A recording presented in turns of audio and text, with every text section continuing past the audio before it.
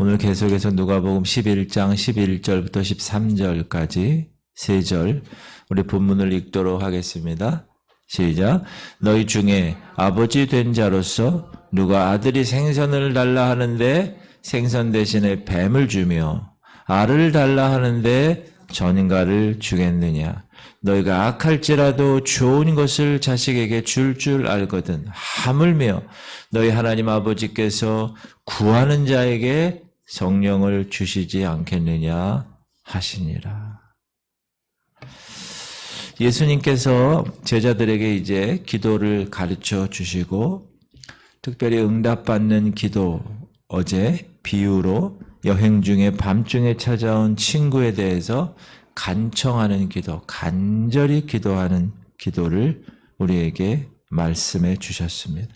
그리고 구하는 자에게 주시고 찾는 자가 찾고 두드리는 자에게 열어주신다고 영적 기도의 원리, 법칙을 말씀해 주시고 결론적으로 구하는 자에게 오늘 본문 보니까 성령을 주시지 아니하겠느냐.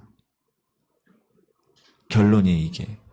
하나님께서 구해서 받아야 할 가장 기묘하고 가장 중요한 기도의 내용이 뭐라고요? 성령을 받기 위한 것임을 말씀하고 계십니다.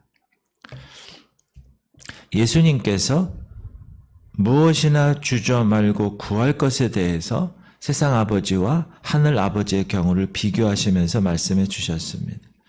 아버지와 아들과의 관계는 혈연적인 가족 관계입니다.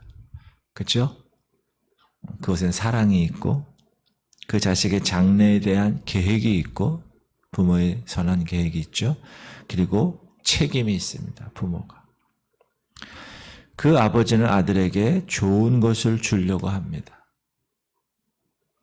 조폭도 그 아들들에게, 자녀에게는 좋은 것, 아주 아름다운 사랑스러운 아버지잖아요.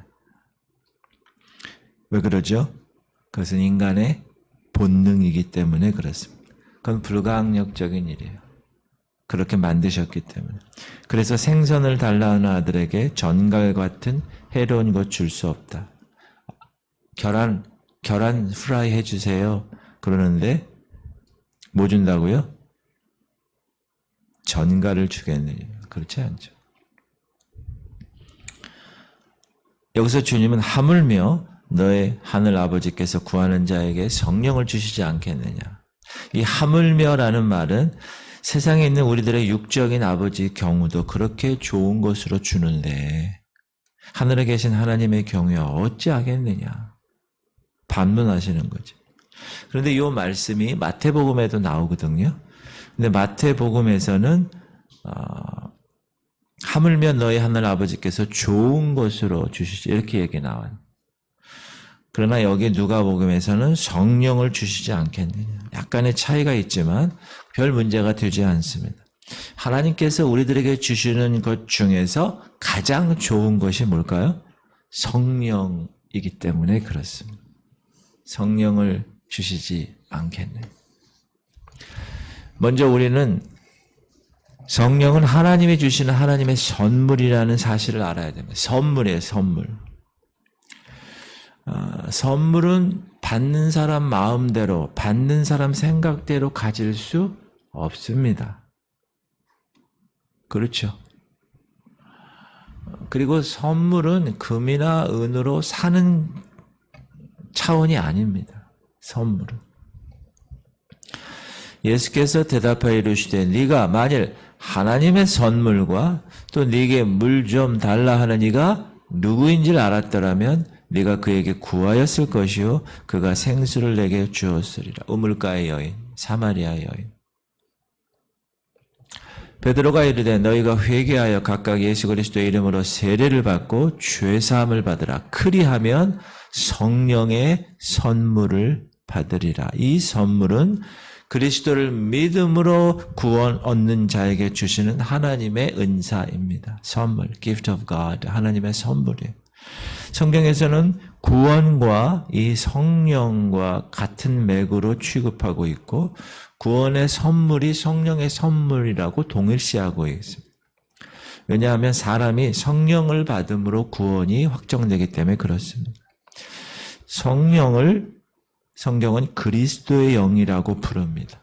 만일 너희 속에 하나님의 영이 거하시면 너희가 육신에 있지 아니하고 영에 있나니 누구든지 그리스도의 영이 없으면 그리스도의 사람이 아니라. 그러므로 성령 받지 못한 사람, 교회 나온다고 해도 그저 교회에 나오는 사람일 뿐이지 그리스도인이 아닙니다. 성령이란 모든 그리스도인들이 받아야 할 필수적인 것이고, 성령을 받았느냐 받지 못했느냐의 문제는 구원의 큰 문제가 되기 때문에 그렇습니다. 성령은 생명의 영입니다. 이는 그리스도 예수 안에 있는 생명의 성령의 법이 죄와 사망의 법에서 너를 해방하였음이라. 우리에게 그리스도의 생명, 곧 영생을 주시는 이가 바로 성령입니다. 따라합시다. 성령이 영생을 가지시고 우리 안에 거하시는 겁니다. 다시, 성령이 영생을 가지시고 우리 안에 거하시는 겁니다. 그리고 그 영생을 우리에게 적용시키는 겁니다. 그러므로 성령이 거하지 아니하는 사람에게는 영생이 있을 수 없습니다. 또한 성령은 양자의 영, 아들의 영이라고 부릅니다. 너희는 다시 무서워하는 종의 영을 받지 아니하고 양자의 영을 받았으므로 우리가 아빠, 아버지라 부르짖느니라. 갈라디아에서도 보면 너희가 아들임으로 하나님이 그 아들의 영을 우리 마음 가운데 보내사 아빠 아버지라 부르게 하셨느니라. 우리를 하나님의 아들로 확정 지어주는 분, 그분이 성령님입니다. 아들이나 양자는 같은 뜻이죠. 법적으로. 성령이 우리 안에 계시기 때문에 우리는 아들의 확신을 가지고 하나님을 아버지, 아빠라고 부르는 것입니다. 물론 성령이 없이 하나님을 아버지라고 부를 수 있습니다. 그러나 이 같은 일은 자기를 속이는 일이고 법적인 바른 관계가 성립되지 않는 관계고 거짓된 표현이기 때문에 하나님의 인정을 받지 못합니다. 성령을 진리의 영이라고 합니다. 그는 진리의 영이라 세상은 능히 그를 받지 못하나니 이는 그를 보지도 못하고 알지도 못함이라. 그러나 너희는 그를 아나니 그는 너희와 함께 거하시며 또 너희 속에 계시겠습니다. 요한복음에도 그러나 진리의 성령이 오시면 그가 너희를 모든 진리 가운데로 인도하시리니 그가 스스로 말하지 않고 오직 들은 것을 말하며 장래일을 너에게 알리시리라. 성령은 진리의 영이시기 때문에 우리를 진리 가운데로 인도하십니다. 그래서 여러분이 말씀을 읽을 때 성령의 이 조명, 지금 이게 조명이 있어야 우리가 보이잖아요. 성령의 조명을 구하셔야 합니다. 그리고 성령께서 조명하실 때 그냥 그 하얀 종이에 까만 글자가 하나님의 놀라운 진리로 깨닫게 됩니다. 그런데 성령을 받지 못한 사람은 진리로의 인도함이 불가능하기 때문에 하나님의 진리의 말씀을 읽어도 깨닫지 못합니다. 그래서 진리에서 벗어난 것, 잘못된 것, 이단, 사입 이런 데 미혹되기가 쉽습니다. 그런 사람들. 자, 우리는 이상과 같이 성령의 위치와 사역을 볼 때 성령 받는다는 사실은 너무나 중요한 일입니다. 우리는 이 성령을 누구나 받아야 합니다.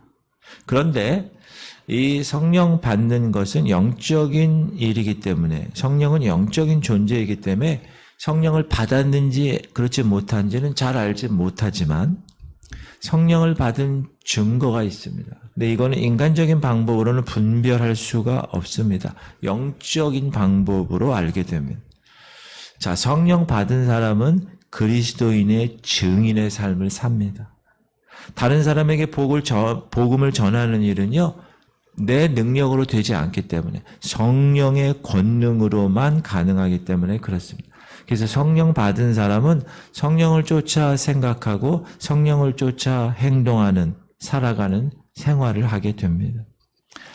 내가 성령을 받았나 그렇지 않은가의 여부를 알려면 내가 옛날 그대로의 죽은 생활을 하고 있는가 지금, 아니면 영적인 하나님의 생각에 사로잡히고 영적인 생활에 관심을 두고 영적인 생활을 지금 내가 하고 있는가를 살펴보면 알 수가 있습니다.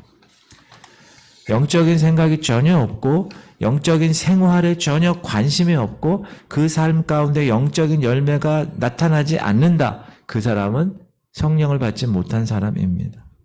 성령을 받은 사람은 성령의 열매를 맺게 되어 있습니다. 감나무는 감을 맺게 되어 있고 시간이 지나면 사과나무는 사과를 맺게 되어 있습니다. 성령을 받은 사람은 성령의 열매를 맺는 것이 불가피한 겁니다. 이거는 불가항력적인 자연이 나타나야 됩니다. 왜냐하면 성령님은 여러분 안에서 강권적으로 여러분에게 열매를 맺도록 역사하시기 때문에 그렇습니다. 만약에 여러분에게 이 같은 일이 전혀 나타나고 있지 않는다. 그러면 그 안에 성령이 안 계시다는 증거입니다. 이런 분은 성령을 받아야 합니다. 만약에 성령 받지 않고 교회 생활을 하면 정말 비참합니다. 불쌍합니다. 그 사람에게는 영생도 구원도 없을 것이기 때문에 그렇습니다. 그래서 성령을 받기 위해서 기도해야 한다고 이야기합니다.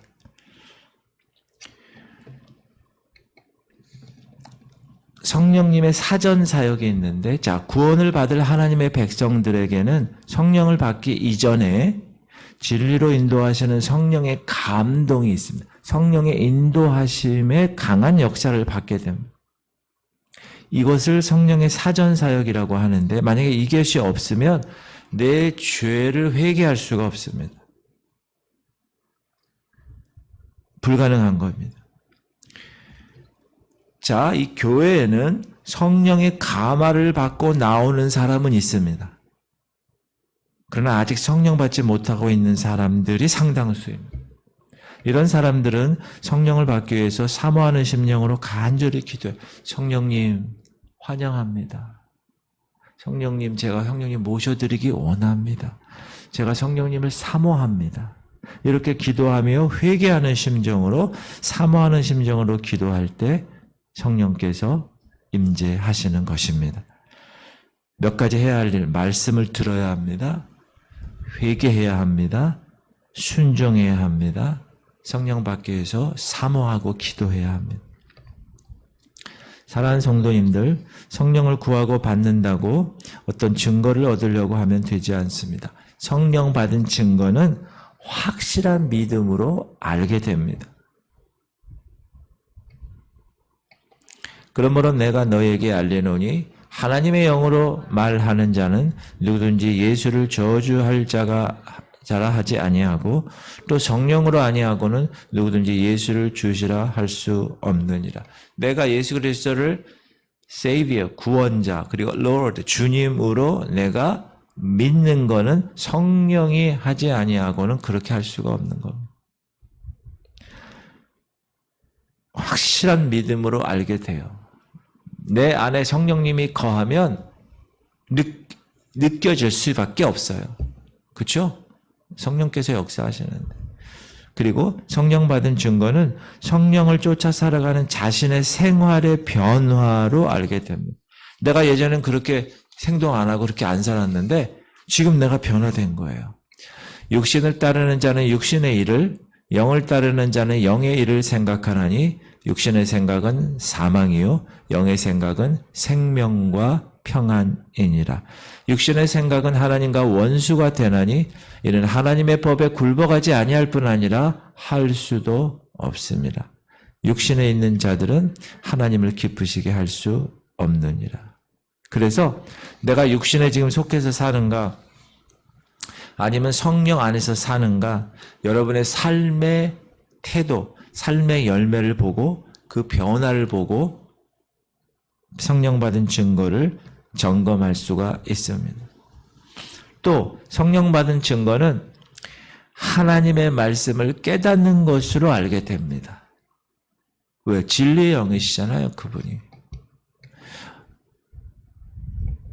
오직 하나님이 성령으로 이것을 우리에게 보이셨으니 성령은 모든 것, 곧 하나님의 깊은 것까지도 통달하시느니라. 사람의 일을 사람의 속에 있는 영 외에 누가 알리요? 이와 같이 하나님의 일도 하나님의 영 외에는 아무도 알지 못하느니라. 우리가 세상의 영을 받지 아니하고 오직 하나님께로부터 온 영, 누구죠? 성령, 보혜사 성령을 받았으니 이는 우리로 하여금 하나님께서 우리에게 은혜로 주신 것들을 알게 하려 하심이라. 이게 성령 받은 증거입니다. 사랑하는 성도님들, 내가 지금 성령을 받았는지 아니면 그냥 종교 생활로 교회에 나오는지 정확하게 점검해 보실 수 있기를 바랍니다. 확실한 믿음과 내 생활의 변화와 말씀을 깨달음으로 해서 내 삶 가운데 성령의 열매가 맺혀지고 있는가, 오늘도. 내 있는 그곳에서, 직장에서, 가정에서, 학교에서, 병원에서, 그렇죠? 복지관에서. 목사님, 저는 교회에 있을 때는 그런데 좀 괜찮은데 복지관 가면요, 내 맘대로 그냥. 그건 안 되는, 그거는. 성령께서 왔다 갔다 하시는 분이 아니에요. 여러분, 그곳에서도 성령의 열매를 맺혀요. 사랑하고 희락, 기뻐하야 돼. 화평, 오래 참음, 자비, 양선. 좋은 일이죠. 충성, 온유, 절제, 선한 일이잖아요. 이런 열매들이 딱 그분에게 나타날, 그리고 하나님께 영광을 돌리는 삶. 그 사람이 성령 충만한 사람입니다. 성령 충만, 교회 다니는데도 그냥 설교 들을 때는 맞아. 교회에서 할 때는 그래. 근데 그 열매가, 야, 기자님, 그래, 권사님, 그러면 안 돼! 막 이러고 막 만약에 그러고 이렇다. 그러면 한번 생각해 봐야 돼. 사랑, 희락, 화평, 오래 참음, 자비, 그게 아니라 질투, 시기, 윽박지름, 열받음. 만약에 그런 열매가 맺혔다. 그건 성령의 열매가 아니죠. 여러분 삶을 통하여 오늘도 성령의 열매가 맺혀질 수 있기를 주의 이름으로 축복합니다. 기도합시다.